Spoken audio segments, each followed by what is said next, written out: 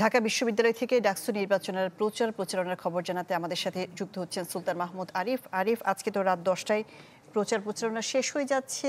উৎসবমুখর পরিবেশ কতটা দেখতে পাচ্ছেন? প্রার্থীদের কাছ থেকে কোনো ধরনের অভিযোগ পেয়েছেন কিনা? আজ এখন ঠিক 4টা বাজে। এখন থেকে প্রায় আর মাত্র 6 ঘন্টা বাকি আছে ডাকসুর নির্বাচনের প্রচারণা শেষ হওয়ার।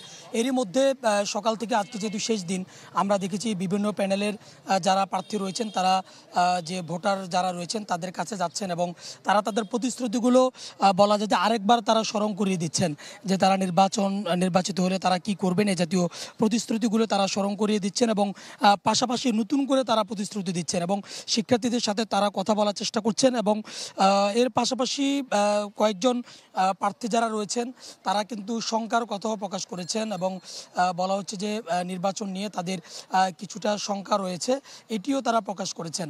আর আমরা ঠিক হল প্রশাসনের সাথে আমরা কথা বলেছি, বিশেষ করে কিছুক্ষণ আগে আমি প্রক্টরের সাথে কথা বলেছিলাম। তারা বলছেন যে তারা মূলত নির্বাচনকে নিরপেক্ষ এবং সুষ্ঠু নির্বাচন উপহার দিতে কোনো রকম চ্যালেঞ্জ তারা দেখছেন না এবং সুষ্ঠু নির্বাচন করতে এবং নির্বাচনকে একটি গ্রহণযোগ্য নির্বাচন করার জন্য সব ধরনের আয়োজন তারা করেছেন এবং তাদের যে ঢাকা বিশ্ববিদ্যালয়ের যে সমস্ত শিক্ষকরা রয়েছেন, শিক্ষার্থীরা রয়েছেন, তারাই মূলত ডাকসু নির্বাচনকে সুষ্ঠু সুন্দর করার জন্য যে যতটুকু নিরাপত্তার ব্যবস্থা করা দরকার তার সবটি কিন্তু তারা তাদের পক্ষে থেকে করবেন। আর বাদবাকি অন্যান্য আইনশৃঙ্খলা রক্ষাকারী বাহিনীর সদস্যরা, বিশেষ করে পুলিশ সদস্য যারা রয়েছেন, আমরা আইনশৃঙ্খলা রক্ষাকারী বাহিনীর সদস্যদের সাথেও কথা বলেছি। তারা বলছেন যে কোনো ধরনের সহযোগিতা করার, অর্থাৎ ডাকসু নির্বাচনকে সুষ্ঠু সুন্দর করার জন্য ঢাকা বিশ্ববিদ্যালয় থেকে কোনো সহযোগিতা চাইলে তারা সহযোগিতা করবে এবং শিক্ষকরা বলছেন, ঢাকা বিশ্ববিদ্যালয়ের প্রক্টর কিছুক্ষণ আগে বলেছেন যে আইনশৃঙ্খলা রক্ষাকারী বাহিনীর সদস্যরা থাকবে, তবে সেটি থাকবে তাদেরকে সহযোগিতা করার জন্য।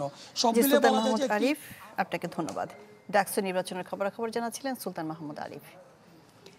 ডাকসু নির্বাচনে ভোট দিতে অধীর অপেক্ষায় ভোটাররা।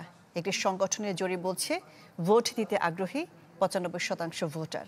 তবে ভোটারদের কেন্দ্রমুখী করাটা চ্যালেঞ্জিং বলে মনে করেন কোনো প্রার্থী। আহমেদ সোহাগের রিপোর্ট। ঢালাইয়ে দৃঢ়তা, নির্মাণে নিশ্চয়তা, প্রিমিয়ার সিমেন্ট, ঢালাইয়ের রাজা।